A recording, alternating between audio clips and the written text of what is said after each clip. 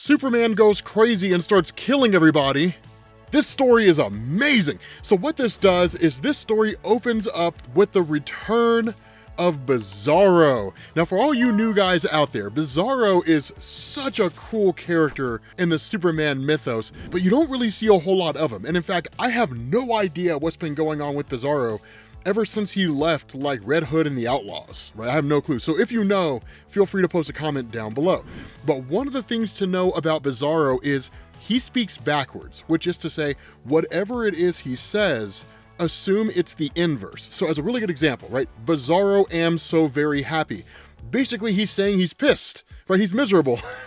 So that's one of the things to keep in mind as he says stuff. So when he says, Bizarro not at all lost, Bizarro not forget, it's I'm lost, I've completely forgotten. But what he ends up doing here is busting into this kind of parallel dimension that has all these magical beings in there. Now, this is not the Superman aspect that we're talking about, but it is pretty dope because these guys know who Bizarro is. And in fact, they refer to him as a Bizarro. And so one of the things to know about Bizarro is that he actually comes from his own universe. So as far as I'm aware, in DC Comics, it's not like there are a litany of universes out there and some of them have Bizarros and some of them don't. I'm only aware of like one Bizarro throughout the entirety of the multiverse, but I could be wrong here. The bigger point is that they kind of have this conversation where they're like, okay, so this dude is clearly a simpleton, but he's not supposed to be there, and they ultimately decide to destroy him. But when they end up blasting him with all this magical energy, he absorbs it all. Now, that's one of the cool caveats, and again, because my knowledge is not the most extensive about Bizarro, I imagine that it stands to reason, given the nature of his character, that if he really is the opposite and inverse of Superman, Superman is weak to magic, so Bizarro would be empowered by magic. But the point is, he ends up absorbing all of this, and then basically shows up on Earth in the main DC universe. Now, Superman picks up on the fact that Bizarro is here right off the bat. And there's a couple reasons for this. One, because, super hearing and supervision and all that kind of stuff. But two, his involvement with Bizarro is so extensive that just by the nature of his heartbeat or his breathing, he can tell that Bizarro is here. But what ends up happening is that unlike years past where Bizarro shows up on the scene and he's just kind of like, I'm here to give Superman a hard time, right? Because, that's just what I do. Instead, he almost just doesn't take him seriously, right? Like Bizarro just doesn't really ignore Superman, but almost kind of like he has the one up on him, right? Because Superman literally says, you remember me, right? I'm Superman. We've been allies in the past. Has something happened to Bizarro world? Yada, yada, yada. Trying to figure out what's going on here, right? Why have you shown up to the main DC universe? His response, you think I'm the smartest man alive, right? You think I'm the dumbest person.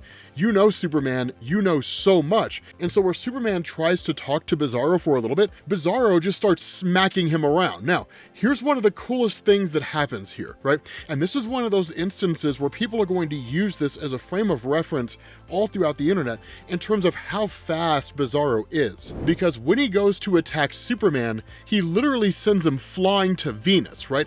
25 million miles. So basically, Bizarro hits Superman and sends him flying 25 million miles across space.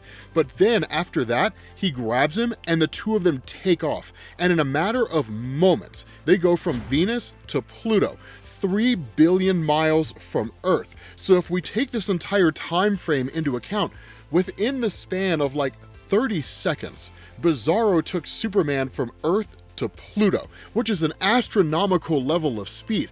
Not only that, Bizarro's here to kill, and in fact, he attacks Superman with the intention of destroying him. But that's when Superman starts to realize Bizarro's amplified, modified, he's not the same person he's always been. And in fact, what Bizarro does is he shows up back to the main DC universe and starts unleashing all of his magic. Now, historically speaking, Bizarro's never done anything like this before. And in fact, with this being Jason Aaron's inaugural run in Action Comics, he says, Wolfsbane petals from the antimatter gardens of Kord, an elixir of hunger dog tears from the fire-pitted Armageddon of Apocalypse, the still-twitching tongue of a fifth-dimensional imp. A myriad of arcane ingredients have been gathered from the far corners of the cosmos. Somehow, Bizarro simply knows what is needed. Since the sorcerer's world, he can see in a way that no Bizarro ever ever has. The threads of all existence lie unspooled before him. He can see it all except a way home. And so in effect, what Jason Aaron is doing here is he's establishing that by way of having magic, Bizarro has cosmic awareness, not just on a universal level, but seemingly a multiversal level. Now, I wouldn't go so far as to say it's definitively multiversal, but it seems to be, right? Given the fact that he went from one dimension to this dimension and is just trying to find a way back to his own dimension. But Superman, of course, arrives back on the scene. The two of them kind of get into a little bit of a fight, and Bizarro, because of the fact that he's activated this kind of magical spell, so to speak, that it's too late, that there's nothing Superman can do about it. But what ends up happening is that Superman and Bizarro, as they fight one another, Bizarro ultimately succumbs to his abilities. But one of the things that happens here, and this is incredibly important, in these final moments, Bizarro's speech becomes perfectly clear. Bizarro was lost, alone. Bizarro's search for a way home, search for someone, anyone who want Bizarro around, search for purpose in life. Find nothing, find no one, find only purpose is willed to die, until one day Bizarro finds something else, find the sorcerer's world. And so in this instance, we get a kind of flashback that when they blasted Bizarro with all this magical energy and Bizarro absorbed it, that he in turn destroyed all the sorcerers on this world and then came here. And so what happens is this was kind of the purpose that Bizarro had come up with. That when Superman asked the question, Sorcerer's World, what did they do to you there? Bizarro, this magic, this violence, I know that this is not you, you're a good man. The response of Bizarro, no. Superman is a good man, Bizarro is his opposite. So kind of leaning into his evil side, so to speak. But nonetheless, because this spell is cast, and because there's nothing Superman can do to stop it, then ultimately Bizarro seems to succumb to his own spell, which is to say, he's seemingly destroyed in the whole thing. But what ends up happening is in fact kind of the opposite of that. That what goes on here is that in these moments when Bizarro just kind of disintegrates, right, seems to completely and totally discorporate, Superman is standing on top of the sign of the Daily Planet, and he starts hearing this kind of laughter in his head, the laughter of Bizarro, that seemingly, I wouldn't go so far as to say he's possessed, but he's influenced by Bizarro. And he's not the only one. The entire city of Metropolis starts to succumb to what is in effect a kind of Bizarro virus, so to speak. They all start turning into Bizarros, including Lois Lane. And in fact, she looks just like him. Superman kind of has this moment where he starts to snap, and then everybody starts going after him. Now, the cool thing about this is that while he is going crazy and he is losing his mind, he is also trying to maintain himself. But one of the things to know is that because the Earth is now being turned into a kind of Bizarro world, everything is now the inverse and the opposite. So as an example, what we're told is the sickness spreads quickly. A flight begins to lose altitude moments after takeoff from Metropolis International Airport because the pilots suddenly decide to relax in the cabin while the passengers fly the plane. Multiple fires spring up along the outskirts of the city, with more and more firefighters flocking to the scene, which is not helping since they're the ones starting the fires. So everything is going in reverse. Doctors are being operated on by their patients, the whole 9 yards. And so because of this kind of chaos and pandemonium, Superman actually starts laughing in the midst of all of this, right? Literally going crazy, losing his mind, but then he starts to regain his sanity momentarily, which is to say, fighting against the Bizarro infection that he's dealing with here. And this is when stuff begins to go haywire and when he starts killing people. Because what goes on here is he tries to bring Lois back, but because she can't be so easily fixed, that he's just kind of out there trying to find ways to solve the problems that exist. It's the only thing he can do, right? Fires being set by firefighters, he puts the fires out. The plane careening down to its inevitable demise, he basically saves it. These kids that are walking in front of a bus, as opposed to getting on the bus, that like he saves them. But when this happens, because they're Bizarros, Superman is operating against the natural order of things from their perspective. So they turn on him. Right? The city of Metropolis turns on Superman, so much so that they actually like try to destroy him. But through it all, he's constantly dealing with this laughter of Bizarro in his own head, this kind of virus attempting to completely and totally take control of him. Now, I use the phrase virus very loosely here. I don't really know how else to describe this kind of infection that Superman and the entirety of Metropolis have succumbed to, but over the span of a few days, what you end up finding is that this is seemingly permeated to other parts of the world. So much so that Superman has not slept, and he's brought in other members of the Justice League. Batman's here to try to help deal with things. Now, one of the cool things about the way that Jason Aaron handles this, because Batman is such a presence, he actually kind of keeps Batman in the background. Because as those of you guys know, because Batman's so incredibly popular, and depending on who you talk to, arguably more popular than Superman, when he shows up in a comic, everybody focuses on what Batman's doing. And Superman kind of ends up getting lost in his own comic. He becomes like a secondary character. Instead, we end up finding out that because this is magical in nature, and that with Batman here assisting, they've also reached out to basically anybody out there that deals with magic. Guys like John Constantine, things like that. But there's no real clear-cut answers on how to undo all of this, right? On how to fix this major issue. And so Superman, constantly on the verge of turning, even Batman starts to recognize it. You haven't been sleeping, your mental state isn't where it's supposed to be. Because you haven't rested, you can't hold back this virus, this infection for much longer. Eventually it'll overtake you. And in fact, it does. There comes a point where Superman just starts to lose his mind, right? He just starts to go insane because he starts hearing the voice of Bizarro in his head, right? Humans are so kind, so loving, so deserve to be saved. Again, the inverse. Humans are terrible, humans are not loving, and they do not deserve to be saved. And it says, no, save yourself, Superman. Don't give in to being the opposite of the man they know force you to be.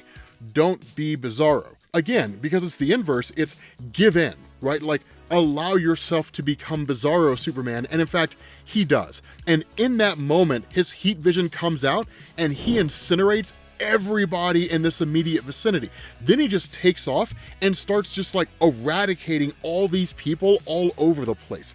It's absolute chaos. Now, here's the crazy thing, and here's when things get a little bit murky here. It kind of jumps back to Superman sitting on the ground trying to overcome the infection. So what we don't definitively know here is, did he actually kill all those people or not? At least not as far as I'm aware. They just kind of giggles to himself, and all these surrounding people say he's laughing like a baby. And then the news reporters kind of like, this is the Bizarro chopper trying to get a clear view. The coward Superman appears to be groveling in defeat. And then Superman responds, Bizarro, if you can hear me, know that you can turn my thoughts upside down all you want. You can convince the whole world to despise me, but I promise you, until the day I die, I will never give in to being the opposite of the boy my parents raised, right? You will never convert me. And so what's kind of nuts is like even Lois is just sort of telling him, Superman, go away, become Bizarro. We want Bizarro number one, right? We want you to become the Bizarro that you're supposed to be. And so again, it's kind of this Superman inner turmoil dealing with like the entire city that's turned against him. And these are stories that you don't really see all that often. And so what happens here is that faced with the idea that the entirety of Metropolis is falling apart, in Superman's mind, there's only one person he can turn to. He says, this is day I don't even know anymore. Feels like time itself has broken down, just like everything else. Since the quarantine failed, there's been no word from the world outside of Metropolis, from my allies, from my son. At this point, I have to assume I'm the last person on the face of the earth who has not been changed. That means no help is coming, so I'll have to find some of my own. And he says, I can't tell how far this sickness has spread. My senses are not the same. I cannot hear anything anymore except his voice in my head. I don't know how much longer I can hold out, but I have an idea of how I can win this. I just cannot do it alone. That's why I'm here. That's why I've come to Gotham. And so what he does is he basically breaks into Arkham Asylum, because if the Bizarro plague is spreading across the world and turning everybody into the inverse of themselves, what would happen if the Joker became Bizarro? And that's exactly what you get. You get a Joker who is completely sane, right? Bizarro Joker, the most sane man on the face of New Earth. And it is an amazing concept, because what goes on here is that the two of them kind of sit down with each other. Superman makes it clear in no uncertain terms, I do not want to ally with you. But the reality here is you understand what it means to be insane, and you understand how to handle an insane mind. So you need to show me how to basically beat Bizarro.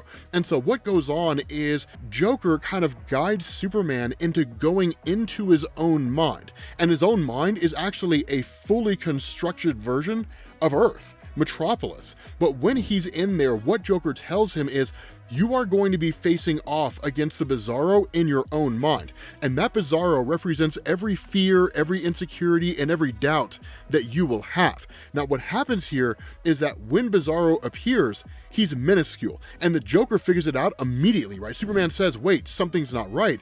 And the Joker responds, he's tiny, isn't he? I thought he might be. When Bizarro was obliterated by his own magic spell, a bit of his psyche must have mystically embedded itself in your mind like shrapnel. So he may be small, only a splinter under your skin, but he's powered by magic. So even at what I'm sure is a simply adorable little size, he will still be quite unimaginably strong. So literally, he's able to hold his own against him. But that's where the fears and insecurities and everything come into play. Because when the Joker tells Superman that, what he tells him is that with every punch that Bizarro lands on you, with every instance where your kind of moral fortitude falters, Bizarro will become stronger, and he'll get bigger. And so that's why, as the fight between Superman and Bizarro progresses, literally traveling around the entirety of the world, Bizarro gets bigger and bigger and bigger, because literally he's slowly taking over Superman's mind. Now, in the real world, Superman and Joker are just kind of like fleeing, right? Like Joker's in an ice cream truck, and they're just kind of like trying to get away from all these people in Metropolis that are trying to kill him. So it's very like Inception-esque in terms of how this whole thing's unfolding.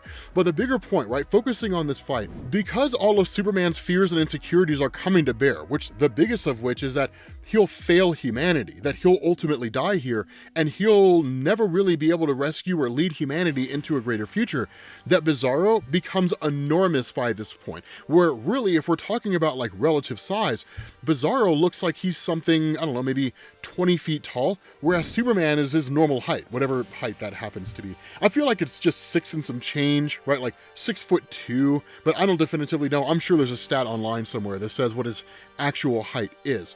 But the bigger thing, right, what's cool here is that while these two are going back and forth, that Superman actually ends up fighting himself in the real world. Because what he does is he kind of flies out and he's like, Superman is here. I now claim this mind in name of Bizarro. And then he's just like, no, Bizarro, you will not. So he's just kind of talking to himself as he's going back and forth. It's cool, it's crazy, but it's cool at the same time, right? Like Superman's having a complete and total mental breakdown. And like Joker's kind of watching all this and he's like, man, I gotta say, this is a lot. Even for me.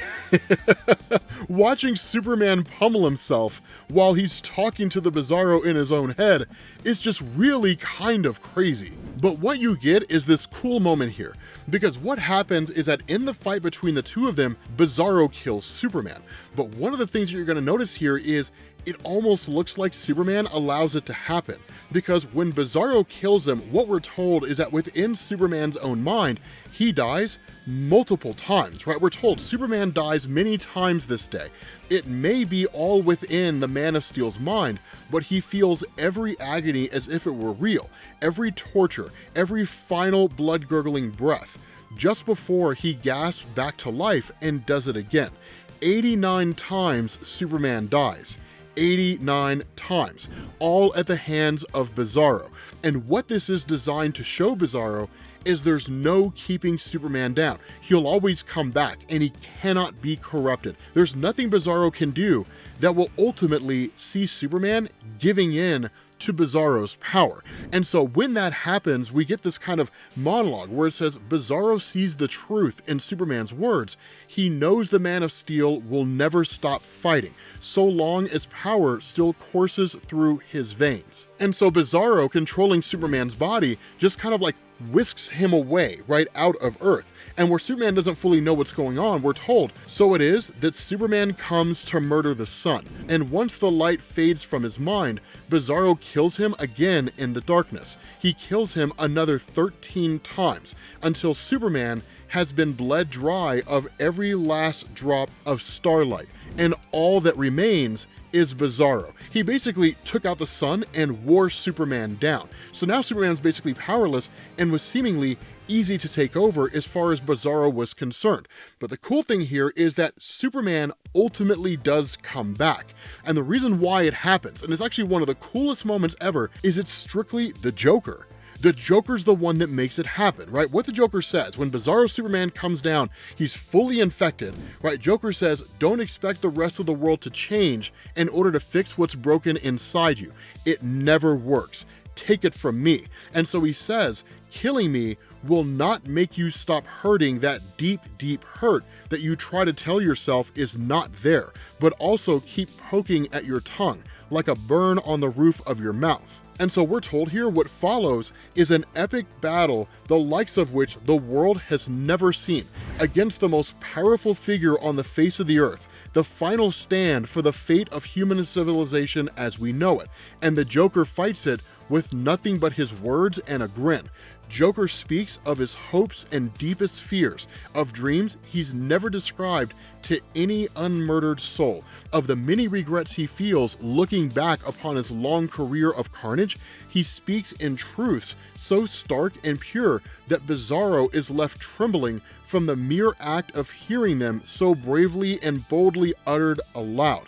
It is very likely the finest display of sympathy, sensitivity, and high-minded sanity in the entire history of the human spoken word, all to fight a battle the rest of the world will never even know took place. And so what you find out is that as the Joker was saying all of this, Bizarro thinks the Joker was talking to him. And the Joker says, no, I was never talking to you. I was talking to that small semblance of Superman that's still present in your mind. Superman hears this and then immediately takes back the body to himself, reemerges, and conquers the Bizarro virus. But there's a kind of moment between Superman and Joker here where Superman says, I have just enough of Bizarro's knowledge to be able to undo this spell.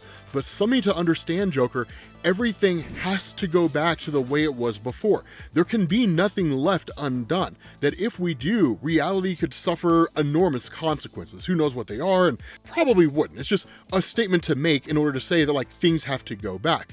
What he's effectively telling the Joker is, you're gonna go back to your insane, sadistic self. That's just, there's no way to get around it. That's just how it has to be. And so Superman, using his knowledge of magic, which even he's kind of surprised that he can do it, in turn reverses the spell of Bizarro. Everything goes back to normal. The Joker goes back to being a maniac. But here's the big takeaway from all of this, and it's very easy to miss if you get caught up in how fast the story ends. This is a story where Superman is able to withstand magic, and in fact, he's able to use it. Now, you could argue that it's only because of the Bizarro persona inside of him, and with Bizarro completely and totally gone, Superman can't do that anymore. But in fact, that's not the case. That what happens here is that as he's flying through Metropolis, and as he's looking at all the cleanup that's being done, as the world is restoring itself back to some semblance of order, that we get this really cool monologue here. And we're told the police have no leads on the Joker's whereabouts. He slipped away while Superman was busy reversing the spell. Joker's in the wind, just like he was before. Exactly like he was before. It's like looking at the grave of an old friend, Superman thinks, and as if in answer, something rumbles somewhere inside his own skull. There's been no sign of Bizarro number 1, no evidence that he survived the spell, none at all. There's just that whisper inside Superman's head, sometimes when it's quiet, that growl from somewhere deep. Be Bizarro, it seems to say. But Superman does not have time to listen. He's too busy being Superman. And so the ending of this says, like, sure, Superman's back to his normal self, that's cool. But what it also says is there's a tiny bit of Bizarro left in him. This being the first arc in Jason Aaron's run, we'll probably see that come back. But if having Bizarro, at least some component of Bizarro in his body, is what allowed him to wield magic, then there's no reason to say that will not play a role again later on down the line. And it would be interesting if over the course of Jason Aaron's run, he kills off Superman's weakness to magic, and then he really becomes more like Superboy Prime. But with that being said, guys, we're gonna bring this video to an end. Let me know what you think down in the comments. I loved this story. I thought it was phenomenal. And I will catch you all later. Peace.